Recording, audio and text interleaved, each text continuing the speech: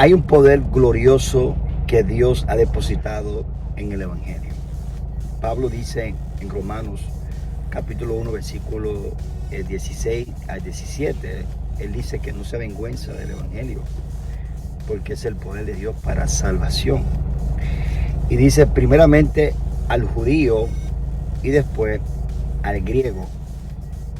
Y dice porque en el Evangelio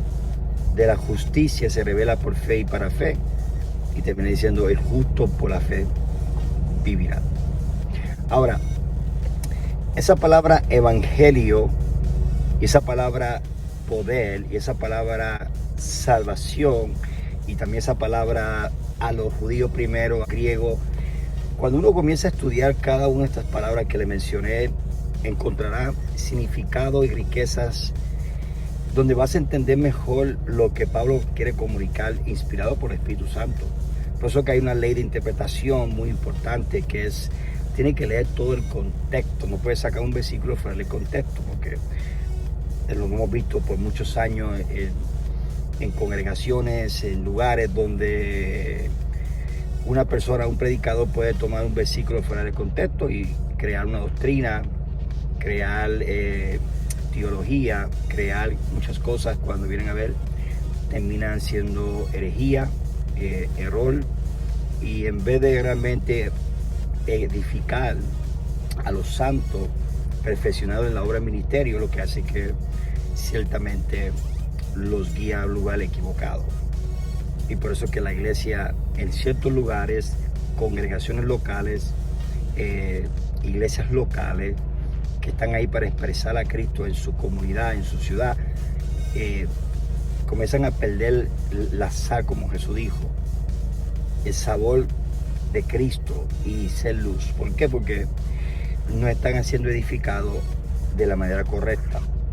Y esa es una de las maneras, es una de ellas, hay muchas de ellas, pero hay que entender siempre el contexto a quién se le está hablando, para entonces nosotros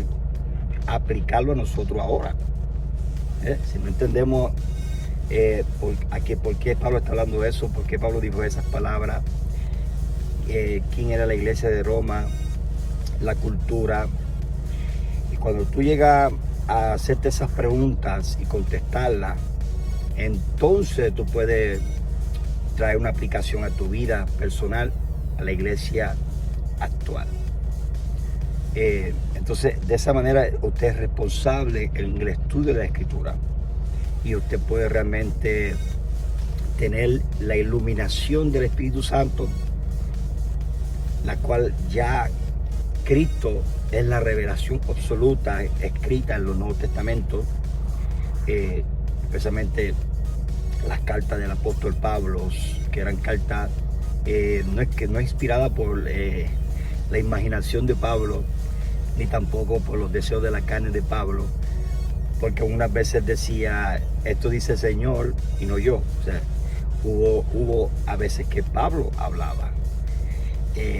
Pasa también con nosotros muchas veces, y por eso tenemos que saber como ministro competente, saber discernir o saber separar, decirle a la gente, esto es lo que yo pienso, este es mi punto de vista, y decir, esto es lo que la autoridad de la Escritura está revelando, y estar comprometido con la autoridad de la Escritura, la verdad de la Escritura, y no con una opinión, un pensamiento humano, una imaginación humana,